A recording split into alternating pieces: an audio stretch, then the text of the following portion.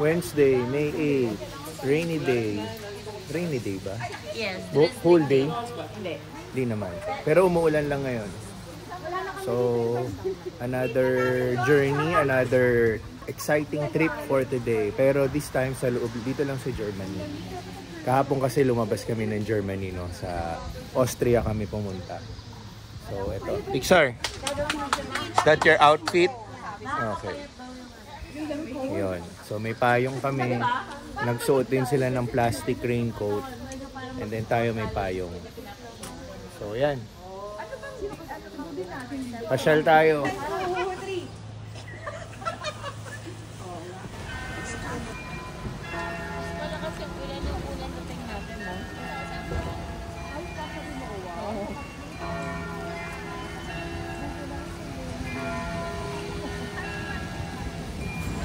Okay, kasama na namin yung tour guide namin. So, yung naka-yellow, siya yung magtutour sa amin. Because now we talk about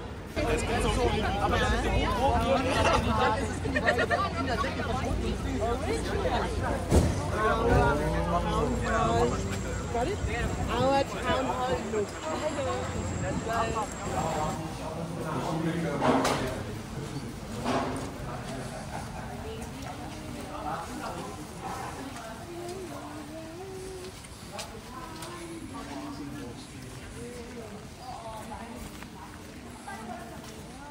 So, ang next punta namin, yung church, Catholic Church daw.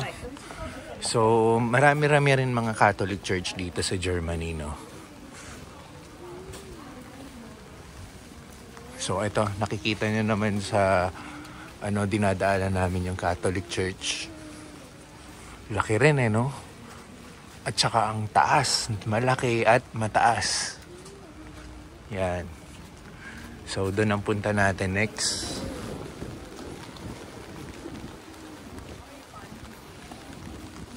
Dito na. Okay, nandito naman kami ngayon sa church, no? Yeah. Ine-explain ulit yung yung history niya, no? And then, papasok kami sa loob. Tapos, makikita natin yung loob ng church. So, yan. Ayan, papasok na kami.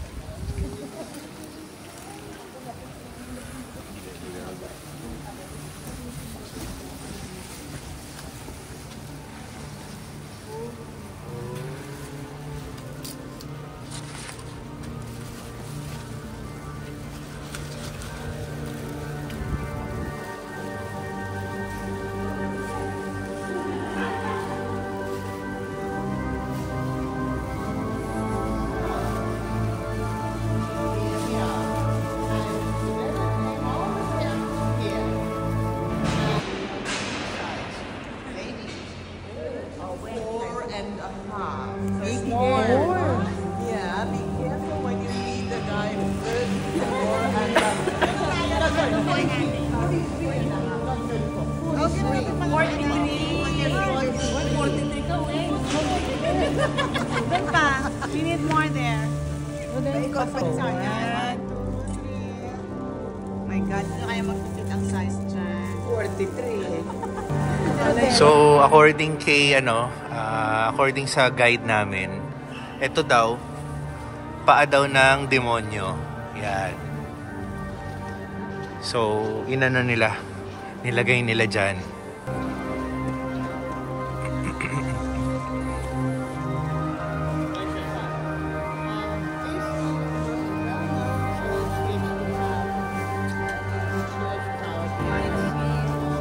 So, pupunta muna tayo dito. Tingnan mo naman tong dadaanan mo. Ang ganda. Tingnan mo yung cross si Jesus. Yan, no?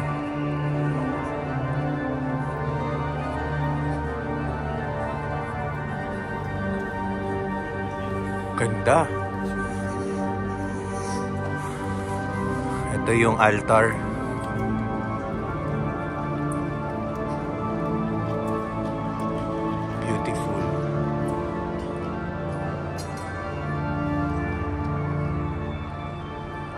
Even though, kung titignan mo yun, oh.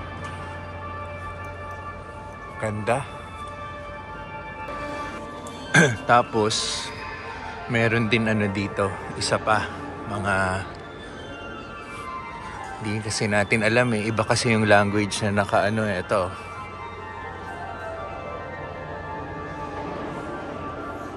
So, ito siya.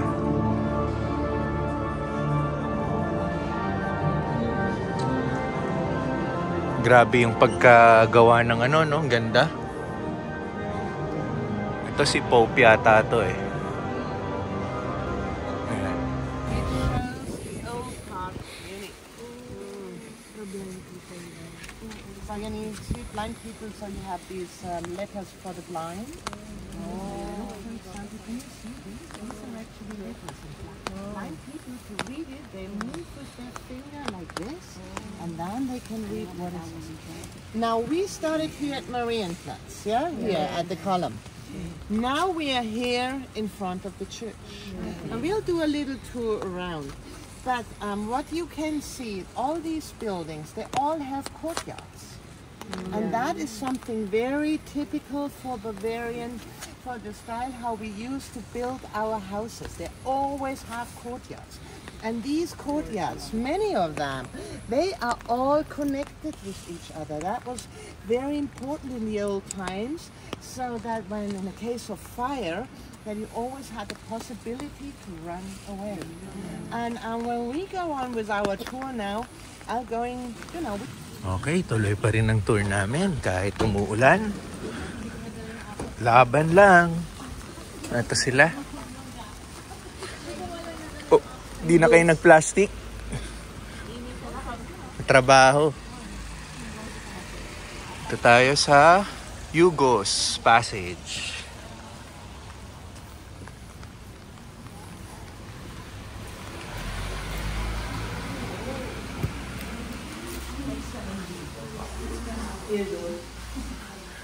Hugo? Ito ba si Hugo Boss?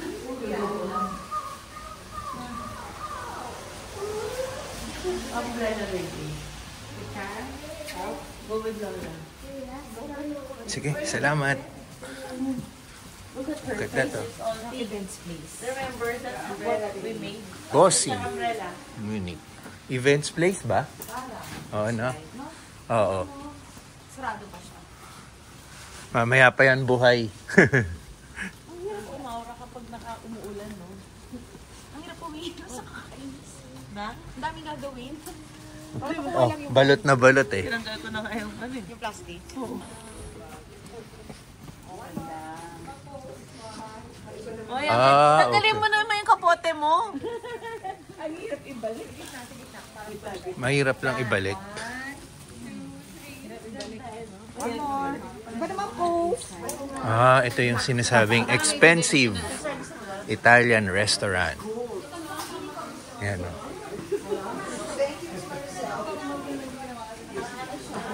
Ito yung expensive.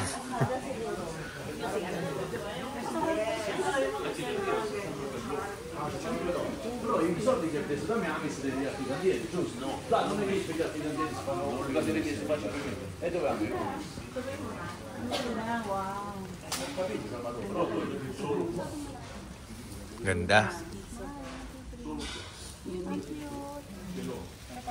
18th birthday. Oo nga. Debo. Debo ni Weng. Hugo's.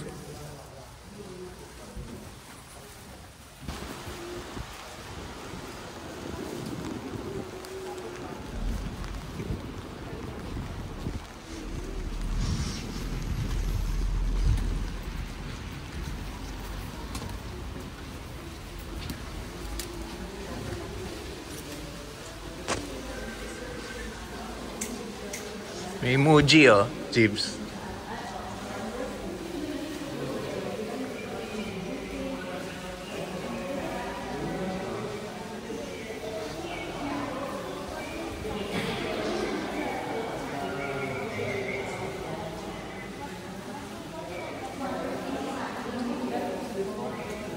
What is this? Oh, pastries, cakes. Ganda oh. Tingnan mo naman yung presyo ng isa. 10 euros. Di ba? 8 euros. 10 euros. Yan ang mga presyo. Dean and David. Puro mga kainan dito. Muji. Dami sa atin yan. Dami yan. Oh, thank you.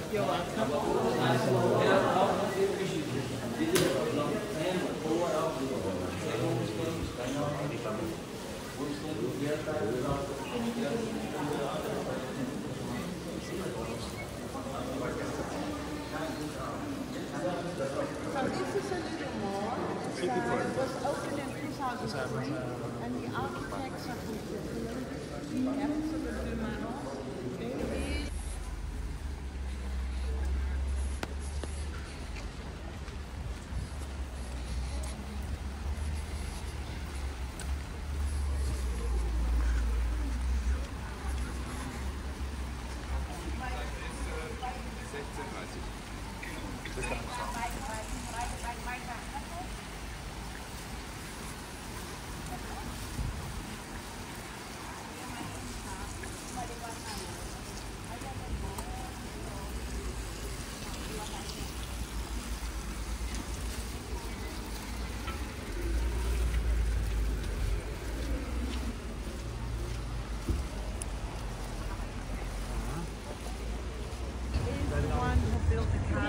Einstein, the one that looks like a fairy tale, like a Disney castle. And he also for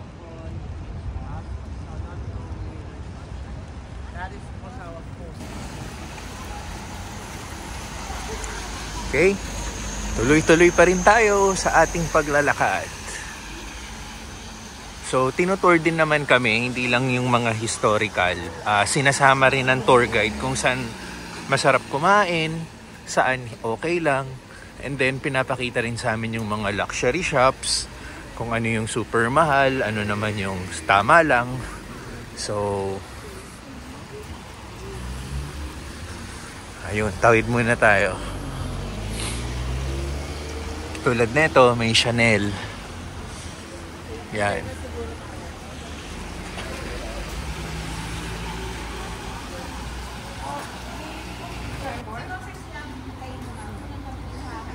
Eto, mabili. Nasa doon sila sa inuman ng beer. Barkagulan. So, kami kasama.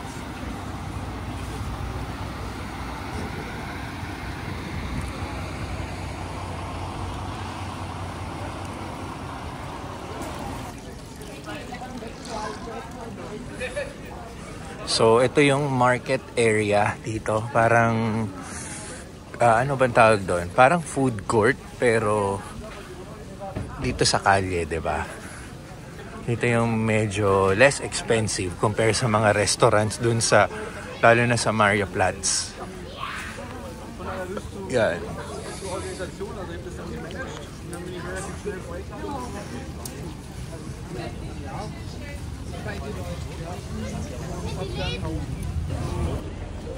This is a fruit market. It comes from the Latin word vita means to live or life. And this is the biggest open everyday food market of Europe. And the quality of the food here is absolutely fantastic. So, last stop na namin ng tour. Food market daw to. Isa to sa pinakamalaking food markets dito sa Europe. So, mukha nga eh. Kasi paikot to. So, makikita mo dun may mga vegetables. So, yan. So, may kainan, bentahan ng gulay. Yan. Tapos dun nga, mga halaman eh. So, yung nadaanan din natin kanina yun yung simula. Tapos mahaba yan, paikot. Yan. Hanggang dun. Yan. Doon pa yon siguro sa dulo, no? So, kinakwentuhan lang tayo anong meron dito. Alright. Tapos na yung tour namin. Time check is 11:40. So, kanya-kanya na muna kami. Magkikita na lang kami mamayang hapon. So, ngayon, tignan natin yung isang church. Itong St. Peter. Yung church kanina is the Church of Our Dear Lady, di ba? So ito, yan, pasok tayo. Ay.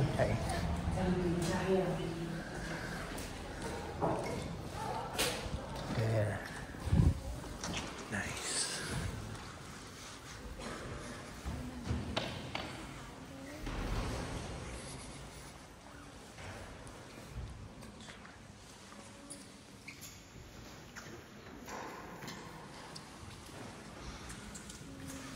So malaki rin yung church na to, katulad nung kanina. Pupunta tayo sa harapan para makita natin yung kabuuan ng church. Malaki yung church. Ang lalaki ng church dito sa Germany. Tumipit siya, follow me. Follow me. No, it's closed. I'll take a picture of you there, okay? Come here. Ayan, look at this. Ganda. Ayan, that's the center. Okay? So, ito yung sa gitna, no? Dito tayo sa aisle. Tingnan mo naman, may mga ganito pa sila. Tapos, ang gaganda talaga ng mga rebulto nila. Ayan, no? Tapos, ito yung taas. Ayan, no? Ganda, oh. Ayan.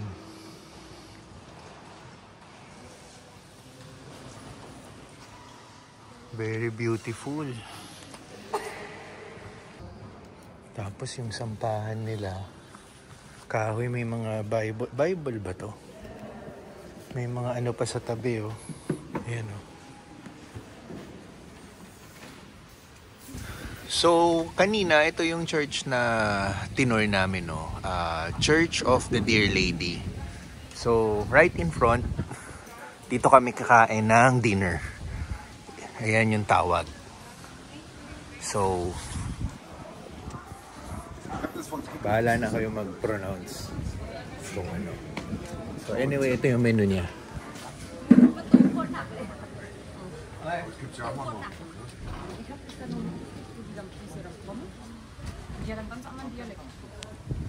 Yan, ang hirap din i-pronounce, diba?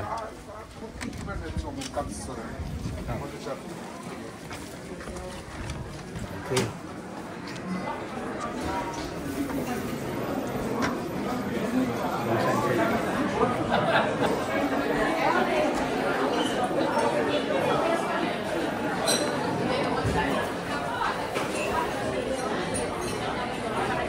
Ito tayo. So, buti na lang, yung restaurant na to, merong English menu. Kasi ito, puro ano eh, tingnan mo ah. Puro German. Yan. Mga German language. Tapos, yung nakita kami, na hindi naman kami mukhang German, binigyan kami ng English menu. Yan. For UK and US. So, ito, translated na sa English. Yan. So, okay. So, nahiwalay pala kami ng table tatlo. Kasi, hindi na kasi may kasya. Dito si Tins at si Pixar. Yung serving, no? Sige, sige. Malamang yung specialty dito, sausage. Diba? Para matikman natin. Tapos isa na lang, bahala ka.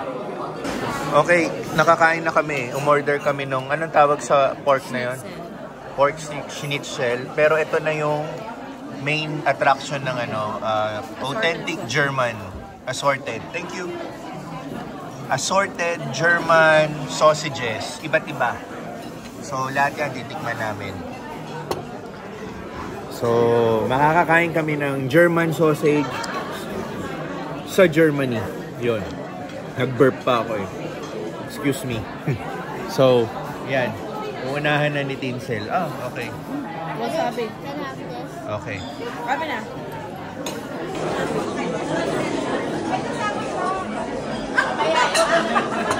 Kaya pa na. Okay.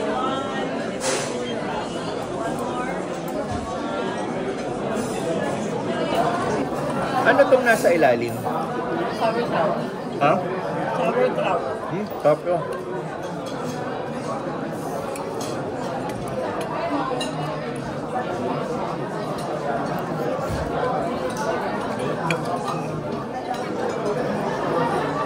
Ito, mashed potato.